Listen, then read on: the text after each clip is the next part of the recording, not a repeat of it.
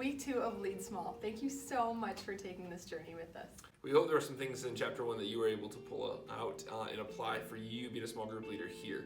But there's going to be some things in chapter 2 that we all have to do at all times. So chapter 2 focus on creating a safe space, which is probably one of the most important parts of leading a small group. Yeah. There's really 2 different ways to create a safe space. One's going to be the physical, the other's spiritual. There's a list of things that we do and that we're going to do each and every week to make sure that we have a physically safe space. You guys all know that's why we have a CPP that you guys all go through. That's why we have a check-in and check-out process with the 3-digit codes to make sure that all the kids are going home with the correct parent. So you guys are really good at creating the physical safe space, but we want to highlight some things to help create the spiritual safe place. And we love what the book has to say on page 53. It says, if you expect someone to share openly with you, there has to be a foundation of acceptance. So as leaders, we have to be mindful of what we say and how we say it. We may not realize it, but our kids are always listening to us. So we have to be careful to build a culture of acceptance within our small groups.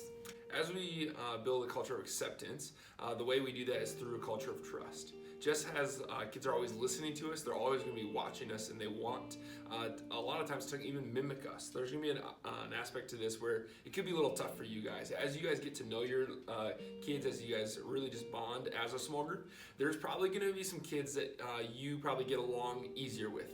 Or there might be some more similarities where it's like, oh, it's easier for me to spend time with this kid or talk with this kid or spend time even outside of small groups with this kid. But it's really, really important that as you as a small group leader, you embody that all of these kids are in your small group. So even the kids that you may not necessarily resonate with, or maybe it's not as easy for you to have conversations with, we need to spend time equally with all of our kids.